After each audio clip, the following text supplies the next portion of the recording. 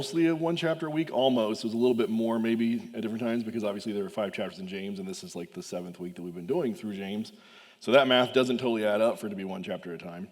And that's mostly because I made a different logical breakdown than the actual book shows in the way it's reflected. But all that, really, it's not right or wrong because those chapters, those verses, those subheadings, all that stuff was created by somebody later just to make it make more sense at a time. So if we were the actual the recipients of the book of James when it was originated, we would have been receiving one straightforward long document in its form. We unravel the scroll and we see what it says, and it's all just one line after another, and it goes all the way through. But there are categorized teachings in it. There are things that, yes, you could read it all together, or you could break out and see those categories and say, okay, yep, this is this subject, this is this idea, whatever. We get to see it now, today, as those scholarly wisdom people and historians and archaeologists and theologians, all of them have combined their input together to say, all right, well, this is where they were at when he was writing the book of James, and this is who he was writing it to, what they were experiencing, what their history was, what we know of the context of all of that. Those things get put together for us, the reader, to enjoy and gain from a different level than just here's the straightforward letter. So we get our own little thing. And those, at the same time, those subheadings, those categories, all those things that make little mini lessons, they make it possible for us as modern day readers to utilize those individual lessons as mini devotionals. That we could just, if you wanted to know a little refresher course on faith and works, you know right where to go. You can find the little bullet points in the bold print that says faith and works, and you read that section and you get your mini devotion on faith and works. Or on maintaining a humble attitude, the same way. I know right where to go in the book of James for that little mini devotion. But without all that scholarly help, if we didn't have any of those things, if we didn't have people saying this was their history and this is the reader and this is the writer and all that context, we could simply read straight through the basic message of the book of James, which was intended for people who needed a message. And it would go a little something like this, in a very summarized form. Dear Christians, I know you because we share the same history, and we've been through the same struggles. In one way or another, we all go through these struggles. So don't think that you're alone or that your trials are unique to just you. You will come out stronger on the other side for having gone through so many things faithfully. Continue growing and strengthening your faith by showing it to the world around you in real, tangible ways. The love of Christ belongs everywhere, and it should be a natural part of your Christian identity to put what you believe into action. It doesn't matter how rich or poor you are, or how rich or poor your neighbors are. We all are children of God, of that same God, and we should keep a humble attitude in everything, so that his glory can be lifted up, and not any praise for us or any good deed we may do. Again, hang in there. Yours truly, James. Looking at James in this light makes it very much a message for everyone, not just for those specific converted Jews at the time. It allows for general application really for any reader, regardless of background, regardless of circumstance. We all can find it applicable in some way. And that's why we can gain from the scripture, even though it had an intended audience. We can be an audience for it, even if we weren't the intended audience of the letter. James may have some very specific people in mind when he writes certain verses, like, for example, verse 4 of chapter 5. Look, the wages you fail to pay the workers who mowed your fields are crying out against you. The cries of the harvesters have reached the ears of the Lord Almighty. He may have very specifically been saying that to some person he had in mind, like, I know full well you didn't pay that guy, wanting them to be cut to the heart by it. And that person reading it may have been cut to the heart by it when they read it. But in general, it's enough for us as a theme to understand the warning. I don't pay anyone to mow my field because I love mowing my field, but I'm not going to skip that verse just because I enjoy being on a riding mower. I'm going to go right through and take the message from that verse, and I'm going to apply it in the way that it does apply to my life. Have I ever kept money for myself that will just sit in an envelope somewhere in a drawer, doing no good for anyone? Like, maybe last week when I went to a restaurant and the waitress really did a good job, and I know that she's working hard to make everything right at the table, and that she is working for that gratuity, that's how she lives, that's how she survives. Would it not be more beneficial for me to give her that money that's in the cash in the envelope in the drawer in my house rather than giving it to her? I mean, doesn't it make more sense that she can apply it and she can make use from it? That makes this verse applicable for me, even though I mow my own field. James is coming to an end. It's the very end of his section here. And I had suggested last week that he's keeping in good literary form by doing this callback, because he has two different themes here that began in chapter 1 that also are the callback in chapter 5. Those themes are patience and suffering and basically ask God for anything. They both appear at the very beginning and they both appear at the end of James. But I'm not going to breeze past them. I don't want to just skim over them like they're just the final words that get us to the point where he says goodbye, because they are more than that. They are more than just words. Like I said last week, James could have been the originator of that wonderful hang in there cat poster. He could have been the one that put that all together. It's a simple message, but it's understandable and it's applicable for all of us. They aren't just words. So I think we need to tie the last two themes, that the idea of patience and suffering and that idea of asking God for anything, we need to tie them together in our own operation, not just in a sermon, which is why they're getting their own week, but in an operation. We've already had Operations Walkie-Talkie and Operation Teeter-Totter, if you've been here from previous messages. Those are the other two sections of James that we've broken into their own operation. But I think we need to, for this section itself, have a third operation, and that operation is Hometown Diner. It's not fun, it's not alliterative, it's not rhyming, I know, I'm sorry, but it works because when I say Hometown Diner, even without a picture behind it, you get an idea in your head of somewhere that you've lived where there was a little restaurant that you didn't even know was a restaurant for the first 5 years you lived there because there were no advertisements anywhere outside of it. It was just the place where people went every day for coffee or for pie or whatever it was. Everybody knows a Hometown Diner. There's so many little mom and pop restaurants around this country that have been open for decades. And a lot of them have the same characteristics. You know what I'm talking about. I know that you do. They all have very tried and true dishes, but no motif ever. Nothing has been updated since they opened the doors in 1957. There's no branding. There is nothing that makes it look like any sort of themed thing. It is just what it is. It's not polished. It has no refined look to it.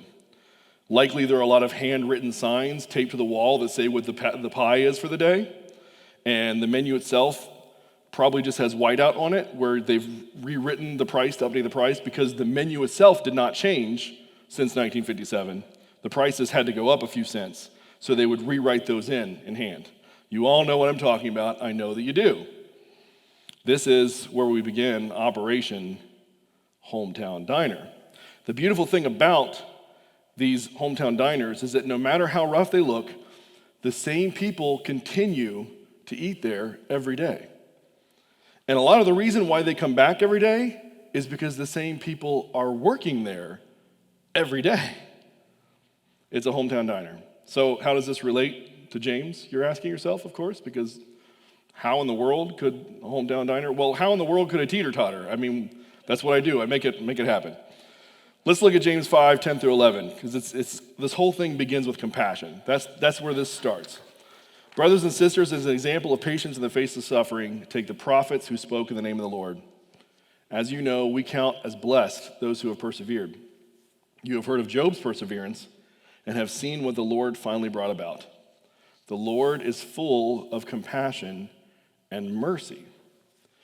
James is reminding his Jewish readers that their ancient faithful ancestors had to be patient through all of their own hardships, that God still provided for them in their time of need. Whatever suffering they went through, God provided for them, just as he always will, because he has compassion. He cares for his people. He did not have to create us. He didn't have to create mankind at all. So obviously, he has compassion for us. Just like the owner of the hometown diner, when they opened the doors for the first time, it was not for a profitable scheme. It was not so that they could launch it into a global enterprise or some sort of franchise thing. They put a diner in their town because they love their town and they want the residents of their town to have a place to come together and be fed. It's creation out of compassion. No hidden agendas, just genuine care resulting in genuine action. James 5:12, above all, my brothers and sisters, do not swear, not by heaven or by earth or by anything else. All you need to say is a simple yes or no. Otherwise, you will be condemned. Straightforward, genuine, compassion. Both the servers and the customers in a hometown diner are so real and comfortable with each other that they often don't speak to each other as though they are customers and servers.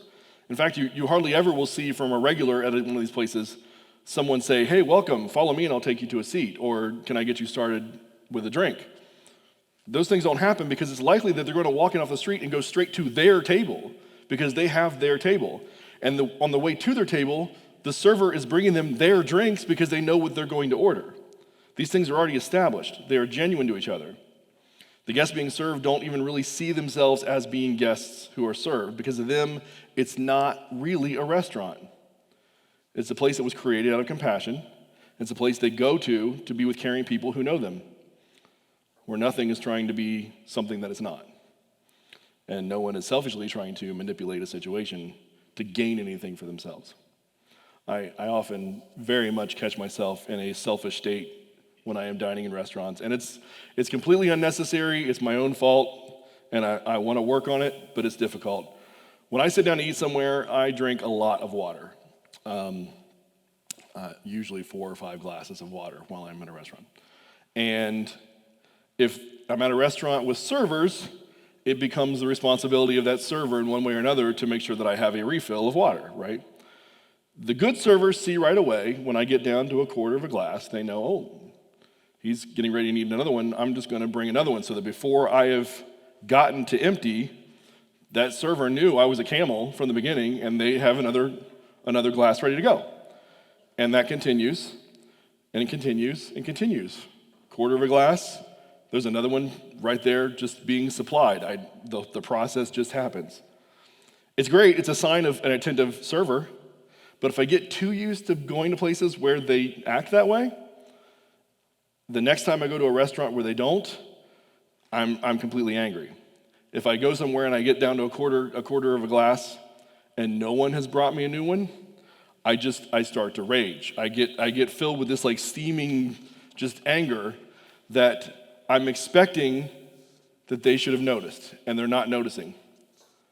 Like, why is the server not bringing me that proactive glass that I didn't ask for? Kind of silly, right? That I'm even getting to that place. At the same time, at this location, what if the server themselves is totally willing to bring me whatever I ask for, but they're assuming that I'm enough of an adult that I will ask for a refill because I'm thirsty for a refill? Is it at all the server's fault that they have not brought me that proactive glass that I didn't ask for? The server is willing, but I didn't ask because I was so preoccupied with judging them for not bringing me a glass that I didn't ask for. James begins and ends with a call to ask. Remember chapter 1? This is 1:5. If any of you lacks wisdom, you should ask God, who gives generously, keeps it flowing to all without finding fault. It will be given to you. But when you ask, you must believe and not doubt, because the one who doubts is like a wave of the sea, blown and tossed by the wind, just like a ship out at sea that's not on any one specific course because it's letting everything else affect it. God is full of compassion.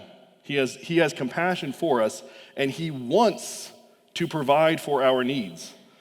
But he wants us to ask. Our requests show our humility. They show that we have a recognition that we are dependent on him to supply us with our needs. He did not create us for us to go on with life without needing him. Proverbs 3:5-6. Everybody knows these 2 verses. Trust in the Lord with all your heart, and lean not on your own understanding.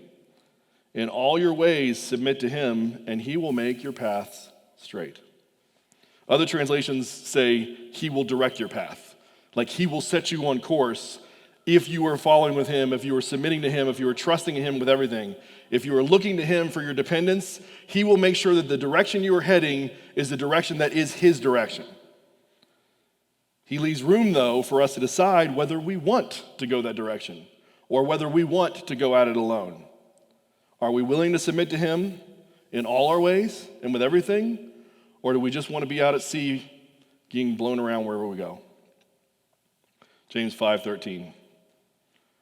Is any one of you in trouble? Let them pray. Is anyone happy? Let them sing songs of praise. Is anyone among you sick? Let them call the elders of the church to pray over them and anoint them with oil in the name of the Lord. And the prayer offered in faith will make the sick person well. The Lord will raise them up. If they have sinned, they will be forgiven. Therefore, confess your sins to each other and pray for each other so that you may be healed. The prayer of a righteous person is powerful and effective. In Operation Hometown Diner, your needs are already known. It's the place you go where they know your name when you walk in. Those needs are being fulfilled because the person there fulfilling the needs is very willing to make you happy. That is the diner's purpose. That's why it was created. It was created out of compassion. To provide for the town a place for peace, a place for joy. And if there's ever anything you need, you just have to ask. And in Operation Hometown Diner, we are both the guests and the servers. We are humans that were put here to experience God's compassion and to witness his path played out. And that path involves us imitating his compassion and showing that we are humble servants in a hurting world that needs that love explained. That we can be the servers reflecting what we have been taught. The church can be his hometown diner. James 5:17. These are the last 4 verses in James. Elijah was a human being, even as we are. He prayed earnestly that it would not rain, and it did not rain on the land for 3.5 years. Again he prayed, and the heavens gave rain, and the earth produced its crops. My brothers and sisters, if one of you should wander from the truth, and someone should bring that person back, remember this. Whoever turns a sinner from the error of their way will save them from death and cover over a multitude of sins. The supermen of extreme faith in the Old Testament that James's readers would have known, they dealt with the same struggles, the same weaknesses, the same hardships that we do. They were just men. We are all in the same dining room of the same diner. We are all at the playground on the same teeter-totter. And we are all in the ocean in the same boat. And these are all operations, not just because that's a fun way to put them into categories or into words, to break it up into a nice teachable way, just like the subheadings and the bold points in the book of James.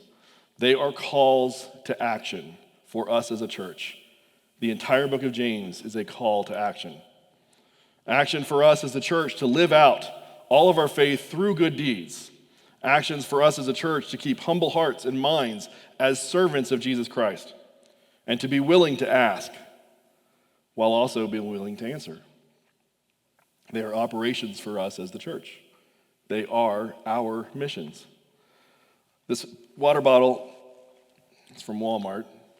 It's been sitting in our garage in a little pack for a while now, and I walk past it most days.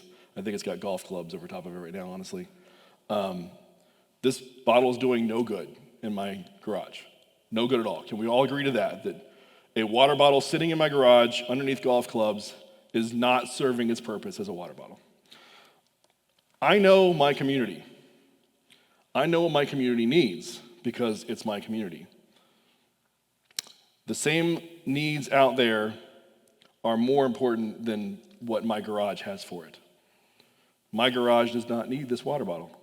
And so this is where my mission begins. Someone out there needs a refill. Someone out there may be willing to ask for it, or I might, because I know them so well, know that they are needing a refill, even if they won't ask for it. This mission begins with this water bottle. It doesn't say Livestream anywhere on it, or www.livestreamcc.com. It says drinking water. No extra gain, nothing else. Someone out there needs a refill, and I intend to give them this refill. And this is where my mission begins. I encourage all of you to have your own refill mission as well, because we are done with the book of James. And it's time to start all of this action somewhere. Where do we go? Outward. What do? Serve the need. And how do we do it? Humbly. Not for our gain, it's for his. It's for his gain. There are no words left in the book of James. You are totally done reading all of it. Mission time has begun. Those 3 operations are our mission plan. No matter how big or small, they begin now. We ready? Are we ready? Good. Let's pray.